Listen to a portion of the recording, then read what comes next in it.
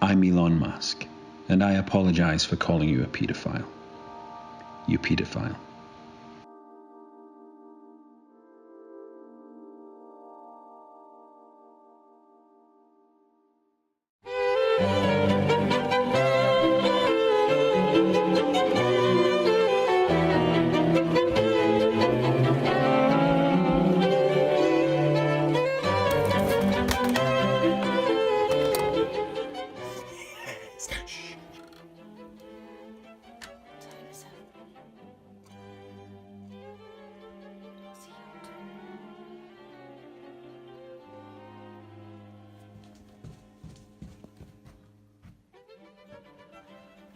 Right, Hunt. It's not what it looks like. Cristiano, I'm masturbating. I'm masturbating. I'm drinking. I'm doing secret drink. I'm having an affair. Honey. FIFA 19. What happened to football games? Do you know what I mean? At what point did they split and evolve away from the herd and become like this species all of their own, something that appealed only to a specific breed of console owner that probably doesn't even consider themselves to be a gamer at all?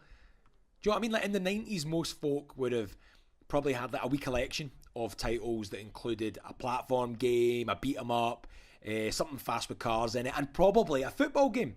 Something you could just pick up when your pal's over for a wee quick challenge, just a bit of a laugh. But now there's this cold, stark line in the sand, and on one side it's those who haven't got a football game in their collection, and on the other side it's people for whom the football game is their collection. It's the only thing in it, the only thing in their machine. Can that line ever even be blurred again? Well, 2 years ago FIFA gave it a go. They lined up their new formation and introduced The Journey, featuring Alex Hunter, a narrative-driven mode to experience the game in, something new. FIFA 19 brings its third instalment, and look, I'm talking to you about the Journey Champions because, yeah, right, look, it's a bit of a guilty pleasure for me, right? I know it's entirely naff, and in places, well, not in more than places, it is entirely naff generally, but I wouldn't be watching it if it was a box set, but I am enjoying this story. And it's changing the dynamic of how I feel about playing the game. A game which, let's be honest, hasn't really changed much in the last 10 years and probably can't change very much, or it'll have a whole army of non-gamer gamers thrashing and trashing the toilets, letting off flares and giving their business to the local rival, Pro Evo. The storyline and the choices you make within it mean that you find your heroes, Alex Hunter, Danny Williams and Kim Hunter, given different targets from the coach, or they're given a different playing style because of the training selections and personality choices that you've made. The story previously had you take on the role of both Alex Hunter and his best pal and former enemy Danny Williams, and his sister Kim Hunter.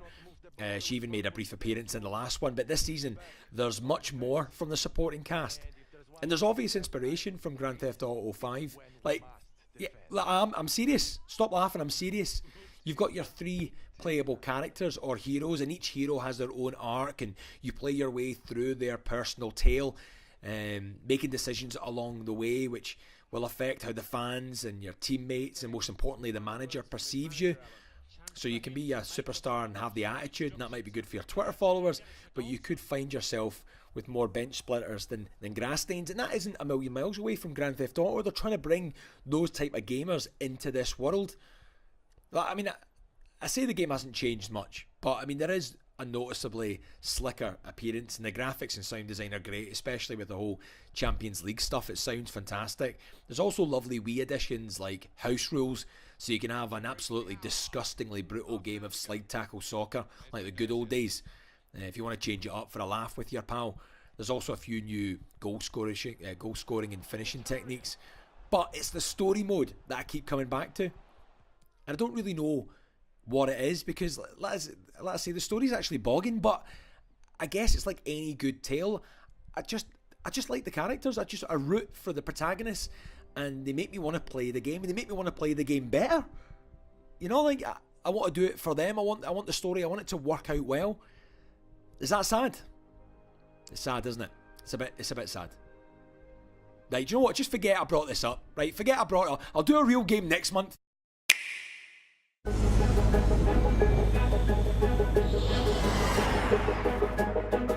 Build the starship of your dreams with Starlink Battle for Atlas modular toys. Mixing and matching your modular toys and seeing them instantly come to life on your screen can be done in 4 easy steps.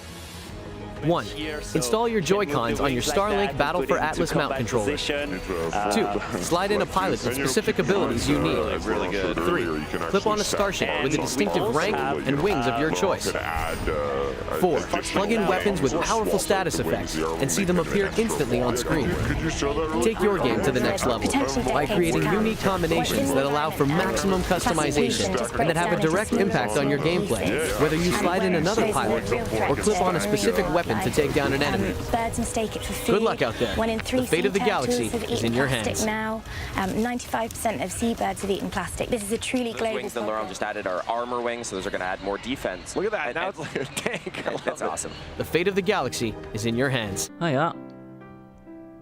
Saturday Sun, know the newspaper. Saturday Sun came early one morning, guys. It's actually last Saturday. And it's quite chilly outside. I went and had a look and see where it was, you know, all frosty and the trees shedding its whatever they are, tree skins, shedding its tree skin around the garden. So it's a wee bit nippy outside this Saturday morning. Don't really know what our plans are. Not much life in the house, so I'm trying to figure out what do I do to brighten things up a wee bit this Saturday morning. Why don't we go inside this really expensive toy I bought myself? See what that's like. Come in.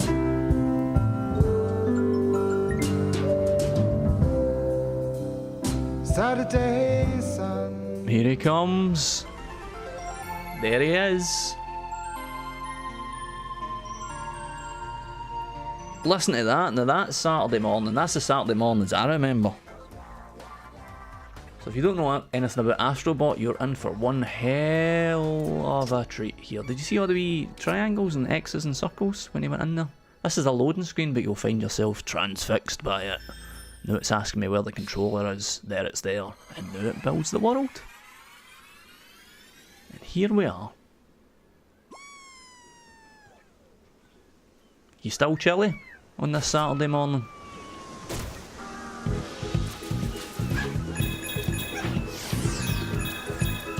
I've never properly played VR. I actually played VR, PlayStation VR for the first time when I played Resi 7 on Robert's headset, and I got motion sickness straight away, and for ages afterwards I just assumed, well, I can't play VR then, it's no for me. And then on a punt I just went, this looks interesting, this looks like it could be fun, let's try that. There's a wee guy fucking sitting on his deck chair back there, I nearly missed him. You go back for him, lazy sod. Come on, you collect them and they go into the controller.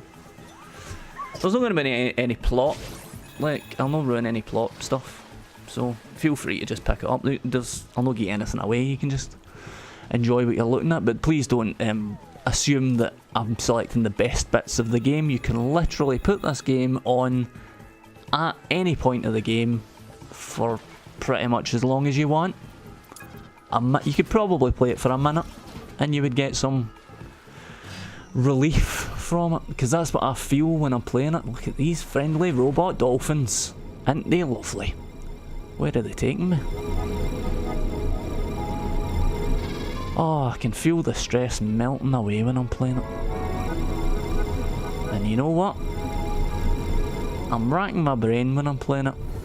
Clearly it's, for me anyway, probably from the time I'm from the generations that I grew up with, this reminds me of great N64 platformers. Conker or Banjo or Mario, except I'm actually inside the world in this one. So it's as colourful and it's as friendly and it's as... I have as much affection for it as I have or I had for those games. But you know, you go back and you play the games and you go, oh, it's not as good as I remember. Well, here's the answer. Astrobot and PSVR. Look how beautiful it is. It reminded me a wee bit, particularly at this level obviously, of what I said about Subnautica earlier in the year and how it was a difficult game for me to convey my feelings about, because it's difficult to convey what it feels like to play it, but this is so much easier. This is one of the easiest games I've ever had to review.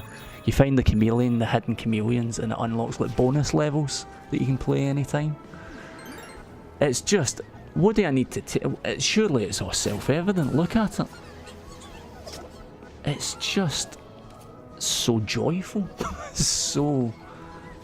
Such a pleasure to play.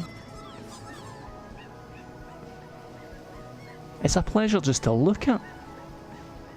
But when you're playing it, I've been racking my brain and I don't know if I could. You hit that with your head to smash out or coming out of the water.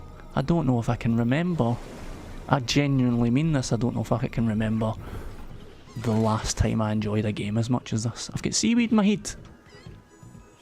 Stuck. Get it off. Get off me. No, it's actually stuck to my head. I've just got seaweed on my head now.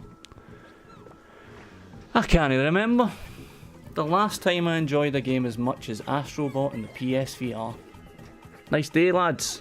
For a kickabout. Look at these selfish billies. We'll give the ball to the vegans. That's out of order, biggin. Coming for you. Oh, just the eyes actually. It's easier. Haiti. Baggio. Oh, Mark Hateley. Oh, Paul Lennon. Neil Lennon. Oh, Patrick Swayze. Does he play football, Patrick Swayze? It's unbelievable. It feels like a miracle. I got all the rings there because I'm amazing at this. What might be a kid's game, I don't know. This is one of the bonus levels. It's quite straightforward, but instantly accessible, fun again. I just love it. I don't know. I can't remember the last time I enjoyed a game as much as this. I can't actually. I think this might be the one. I think it might be the winner. I think you won, wee man. Wee man, I think you won. Yes, mate, yes. The neighbours probably think I'm mental. I couldn't get a fart.